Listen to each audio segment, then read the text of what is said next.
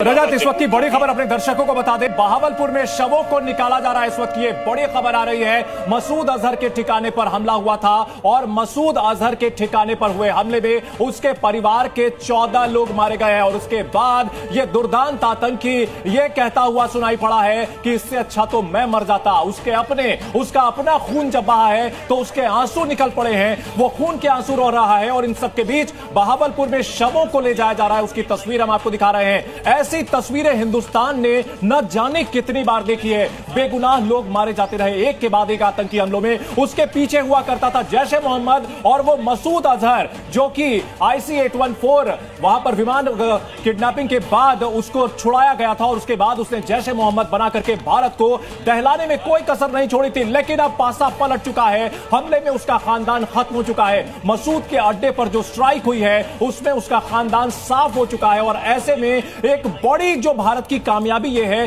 कि अब पाकिस्तानी सेना या ISI अपने ठिकानों को, अपने इलाकों में भी इन आतंकियों को बचा नहीं पाएगी। और ये जो प्रिसिशन स्ट्राइक रही है, कहीं ना कहीं देवनाथ साहब, भारत ने पाकिस्तान में चर्चा यह चल रही है कि भारत और इजराइल एक ही सिक्के के दो पहलू हैं। इसे पॉजिटिवली इस तरह से देखा जाए कि इजराइल की तरफ प्रिसाइज स्ट्राइक की है भारत ने और आतंकियों को पूरी तरह से साफ किया है। चंदन, मैं आपको बता दूं कि इजराइल जो है वो हमेशा हमारे साथ रहा है, भारतीय फौज को ट्रेन करता रहा है। ऐसा हम मान लेते हैं, ओपन सोर्स है।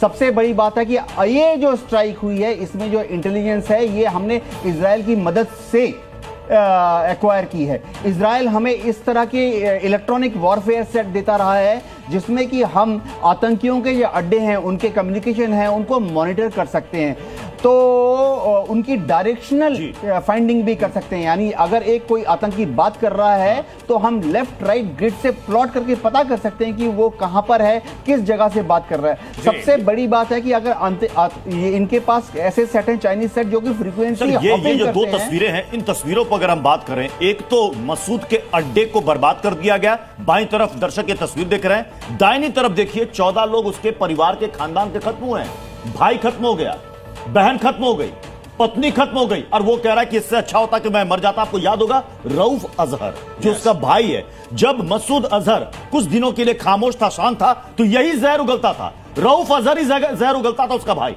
वो खत्म हुआ है, जनाजा उठ रहा है उसका। तो आएगा मसूद अजहर उसको दफनाने के लिए अपने परिवार को? वो तो भागेगा। अगर दफनाने आएगा तो वो खुद वहीं दफन हो जाएगा। आप चलो बचेगा वो। क्योंकि उसकी दिली तमन्ना है तो ये भी जल्दी पूरी कर देंगे। बिल्कुल। और थोड़ी देर पहले यहाँ बातचीत जब हो रही थी तो वो एक लाइन आई थी दोहे की कि भय बिन प्रीत ना होए। तो यहाँ अब जिस तरह से भय दिखा है भारतीय सेना का, भारतीय मिसाइलों का, सिंह साहब अगर बात की जाए बतौर डिफेंस एक्सपर्ट, क्या देखते हैं आप भारत के रणनीति में क्या पैराडाइम शिफ्ट हुआ है? इस तरह से घर में घुसकर मारने की बात 1971 में तो प्रॉपर जंग थी, तब हुई थी। उसके बाद से क्या बदलाव आप देखते हैं जिस तरह से मसूद अजहर के परिवार को साफ किया गया है? ये संदेश है सीधा पाकिस्तान को कि हम अगर जरूरत पड़ी न केवल POK बल्कि आपके पंजाब में घुसकर आपको मारेंगे और आपके सारे हमें अड्डे पता हैं, इंटेलिजेंस हमारी बड़ी पुख्ता है और हम उसके लिए पूरी तरह तैयार हैं।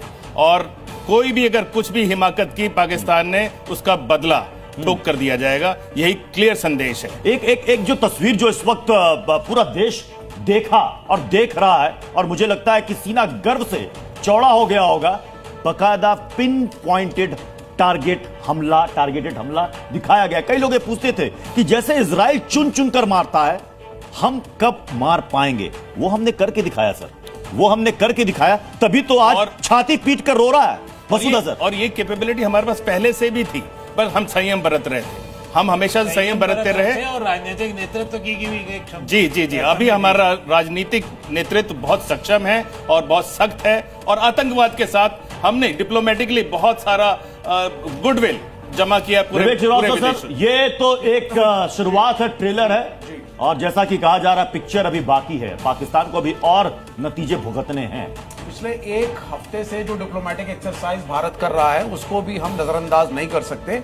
और जो ट्रेड रिलेशंस हमने बनाए हैं, अगर आप फॉलो करेंगे, और जो मैं आपका मीडिया भी फॉलो कर रहा था, कतर के साथ जो हमारे रिलेशंस हैं, सऊदी अरेबिया के साथ हैं, चाइना क्यों साइलेंट पड़ा हुआ है, तुर्की भी एक तरीके से रेस्ट्रेंड रहा, तो कहीं ना कहीं internationally because of very good trade ties जो हमारे हैं बहुत से मुल्कों के साथ, they decided to support us.